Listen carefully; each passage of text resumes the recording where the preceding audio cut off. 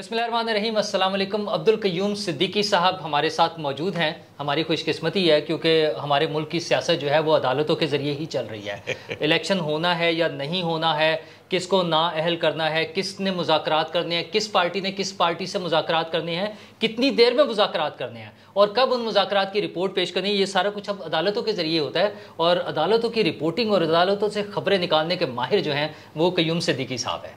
अस्सलाम वालेकुम सर। वालेकुम अस्सलाम जनाब, कैसे हैं आप? अल्लाह का शुक्र, आप कैसे हैं? मैं ठीक हूँ। तो क्या ये अदालतों में क्या चल रहा है और क्या होगा और क्या अदालतों में तो जो कुछ चल रहा है सबके सामने नहीं है। अब इसमें कोई ढकी छुपी बात तो कोई रही नहीं है। मतलब जाहिर है सब तो हर चीज़ एक आया है, शीशे की तरह से हर आदमी को वाज़े नज़र आ रहा है।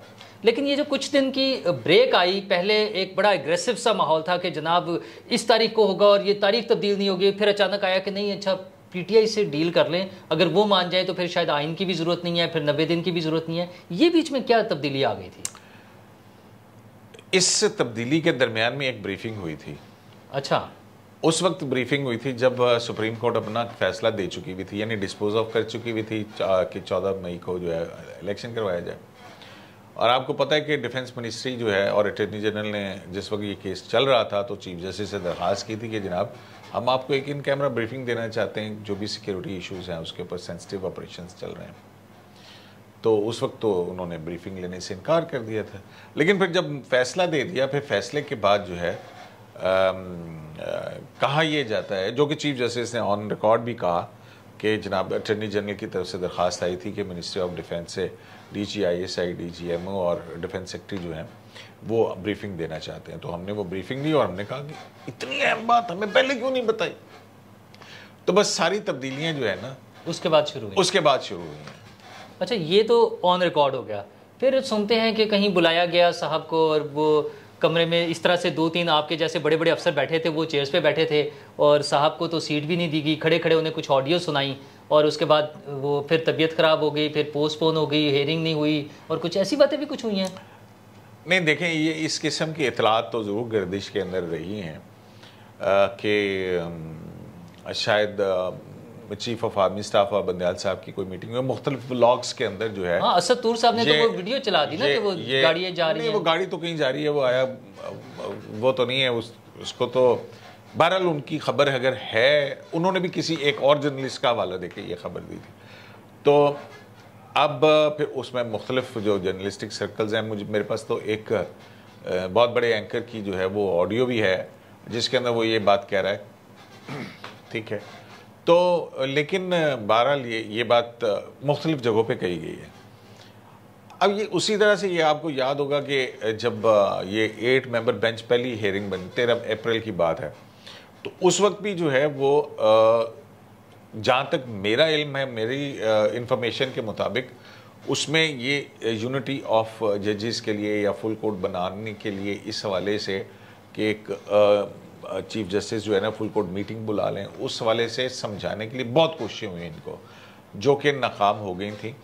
और फिर उस दिन जो है वो एक बड़ी अहम वो बात हुई थी कि चीफ जस्टिस और सारे जज साहब आए और इन्होंने एक लफ्ज़ नहीं बोला था। सिर्फ इम्तियाज़ सिद्दीकी ने 1 घंटा अपने दलाइल दिए, कोई उससे एक सवाल नहीं हुआ। ये सी procedure and practice act bill जो है चीफ जस्टिस के इख्तियारात से मुतल्लिक़, और जो कोर्ट रूम का बैक पे दरवाज़ा होता है ना जहाँ से जज साहबान अंदर दाखिल होते हैं, वो खुला हुआ था और सारी हेयरिंग के दौरान वो खुला रहा। ये एक अनहोनी सी बात थी और जज साहबान जो हैं वो सारे के सारे बहुत ज़्यादा टेंस थे। तो वो मेरी उस बात को या मेरी उस इंफॉर्मेशन की तस्दीक करता था कि इस इजलास से पहले आपस में कुछ हुआ था। ज़ाहिर है कुछ चीज़ें ऐसी हुई थी और ये बात मेरे इल्म में है कि बहुत ज़्यादा समझाने की कोशिश की गई थी कि ये इस तरह से ना किया जाए, ये इसका नहीं। अच्छा, लेकिन वो मंडे नहीं चढ़ी थी। लेकिन फिर उसके बाद आई कि जी जज साहबान जो है वो बाग में जा रहे थे। हाँ, मैं उसी तरह लगा था कि वो सोटियां चल गई और ये चपेड़े और ये इस तरह की बातें, सोटियां और डंडे, उसकी तो बाकायदा तरदीद आ गई सुप्रीम कोर्ट की तरफ। नहीं, वो सिर्फ पार्क वाले की तरदीद आई थी चपेड़ों की, दूसरी चपेड़ों की तरदीद नहीं आई।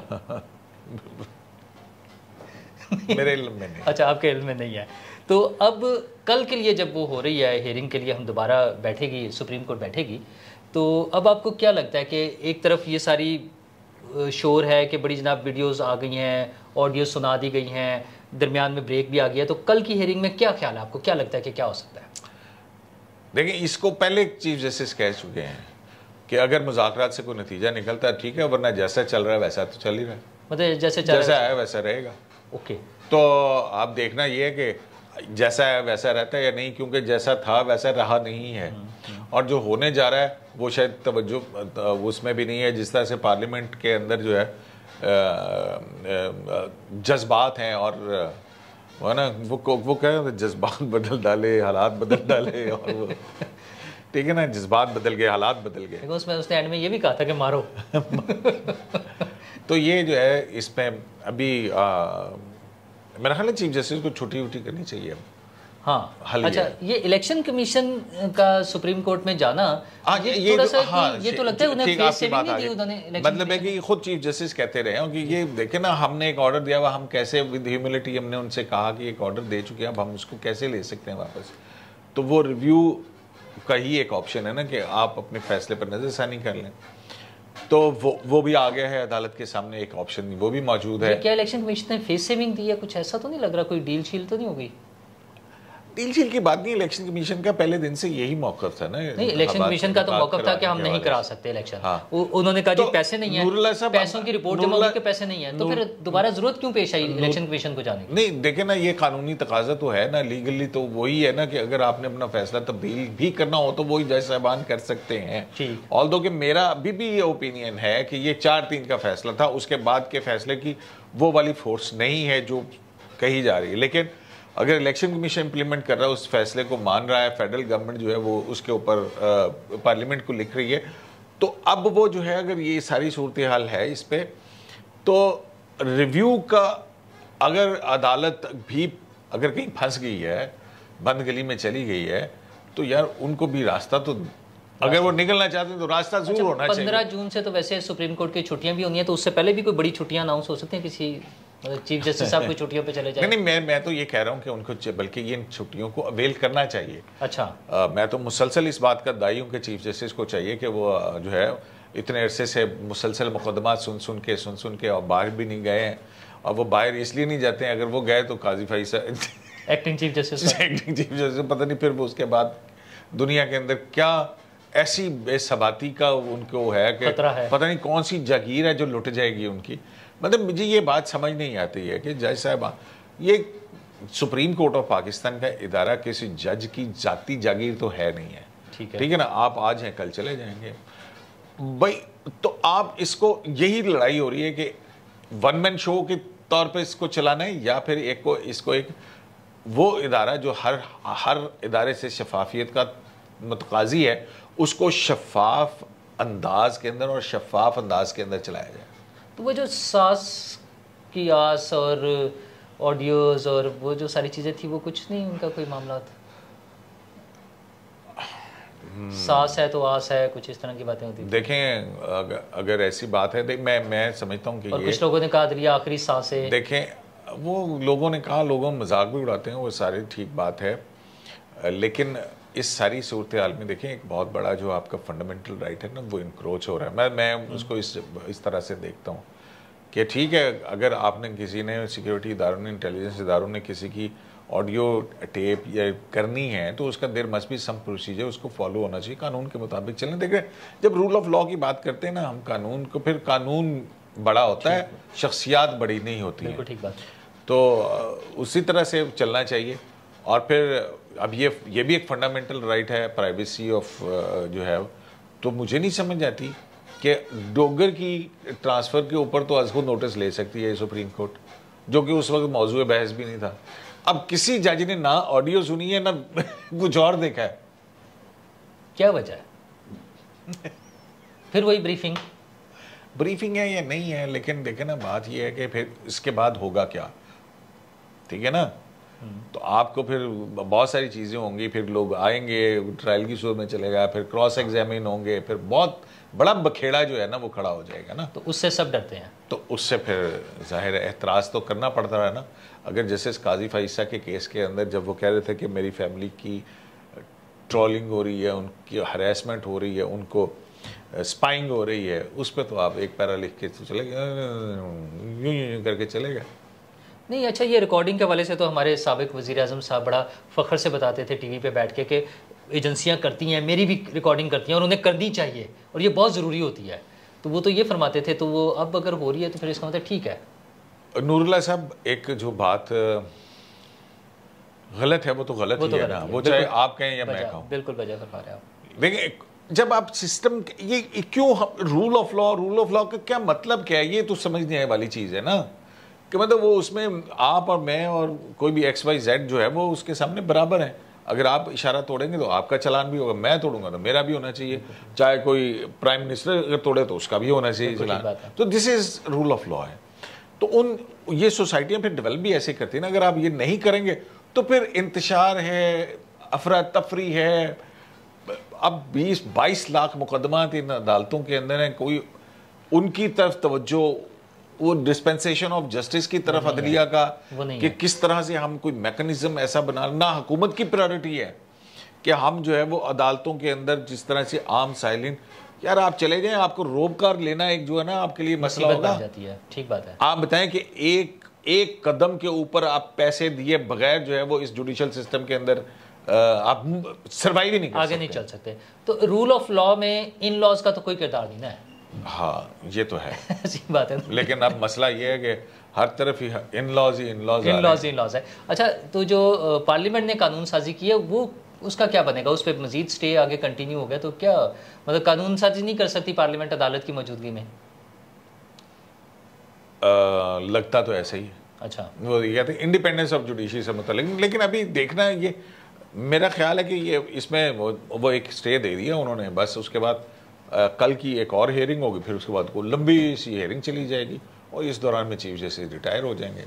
اچھا، اور پھر اس کے بعد لیکن ان کو کیا جلدی ہے؟ سٹے ہوا ہوا ہے، قانون پہ عمل درآمد ہو نہیں رہا ہے، تو وہ آرام سے اپنا ٹینیور گزاریں گے، وہ چلے جائیں گے. وہ چھٹیاں منائیں گے، چھٹی منائیں گے یا چھٹیاں آ جائیں گی یا ادھر ہو جائے گا. جج اویلیبل نہیں ہو گئے کیونکہ پورے سال کے بعد ججز نے کسی نے چھٹیوں میں کہیں جانا ہوتا ہے، کسی کا کوئی فنکشن، کسی نے کانفرنس اٹینڈ کرنی، مطلب اس میں سارا ایک شیڈول ہوتا ہے کون کون اویلیبل ہوگا، کون کون نہیں ہوگا. تو ہماری جوڈیشری کا جو عالمی رینکنگ میں جب نمبر آتا ہے نظام انصاف کے حوالے سے پاکستان کا 130/139، تو کچھ لگتا ہے کہ نیئر فیوچر میں ہماری چیزیں بہتر ہو جائیں گی اور ہم مجھے یہ بڑی تکلیف سے کہنا پڑتا ہے کہ آپ کو کوئی ایسی امید ہو. دیکھیں اس میں سب کو مل کے ہی یا دیکھیں کہ عدالتوں یا ایکسیس ٹو جسٹس پروگرام تک فنڈز کتنے فراہم کیے جاتے ہیں. لوور کورٹس دیکھیں سب سے زیادہ جو انٹریکٹ کرتا ہے نا عام آدمی، وہ کرتا ہے لوور کورٹس کے ساتھ. ٹھیک ہے، تو لوور کورٹس کے اندر آپ دیکھ لیں کہ کیا حالات ہیں. اسلام آباد کی کچہری اب جا کے وہ جو ہے نا منتقل ہو رہی ہے، اب کوئی نئی بلڈنگ بنائی ہے، وہ اسکول ٹائپ بنا دی ہے، وہ بھی پتہ نہیں کون بناتا ہے، کون نقشے منظور کرتا ہے. حالانکہ عدالت کا اپنے گرینجر ہوتا ہے، اس تک اس کی بلڈنگ کو خوبصورتی ہونی چاہیے. ایسے لگتا ہے پرائمری اسکول بنایا ہے، پرائمری اسکول کی عمارت ہے جہاں پہ وہ بچوں پڑھیں گے. اینی ویز تو وہ جب تک ٹھیک نہیں ہوگا نا تب تک آگے نہیں چیزیں ٹھیک ہوں.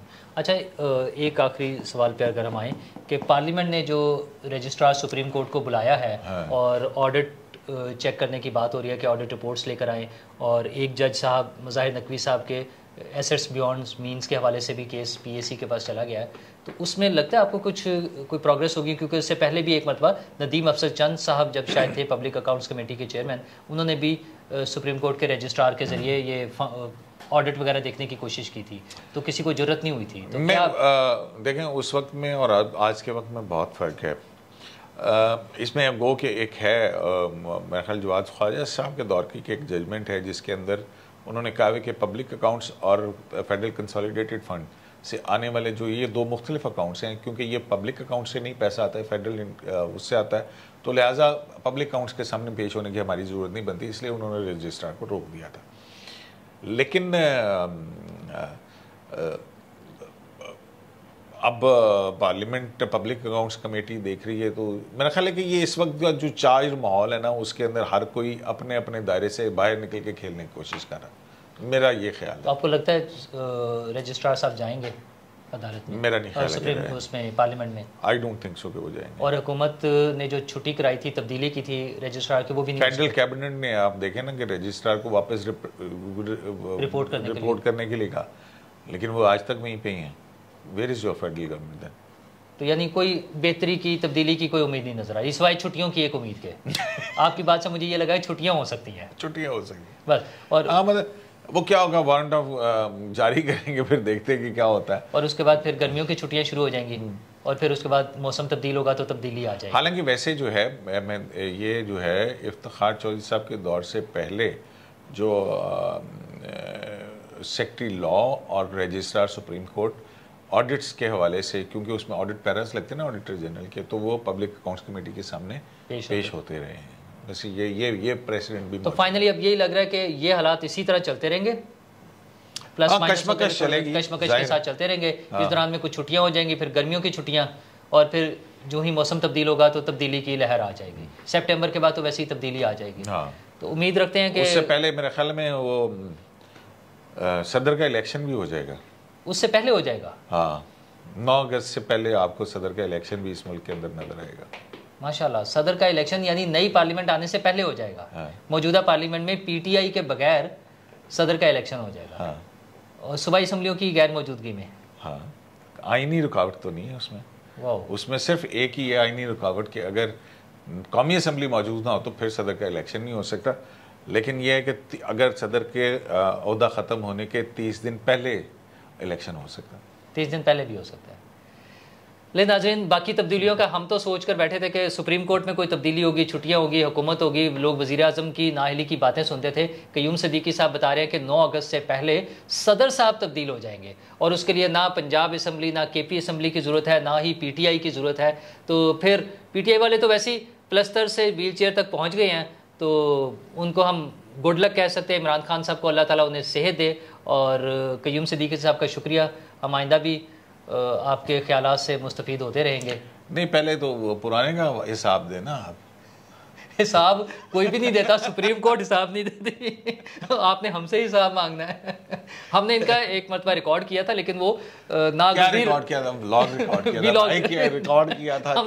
کیا تھا، ایک وی لاگ ریکارڈ کیا تھا ان کے ساتھ، لیکن ناگزیر تکنیکی وجوہات کی بنا پر وہ آن ایئر نہیں ہو سکا تھا، آپ تک نہیں پہنچ سکا تھا. پتہ نہیں وہ وجوہات تھیں یا جان بوجھ کے آپ نے میرے ساتھ 1 اپریل فول کیا. نہیں، ایسی بالکل بات نہیں ہے. پر آپ کا بہت شکریہ. ہم آئندہ بھی آپ سے بات چیت کرتے رہیں گے. شکریہ.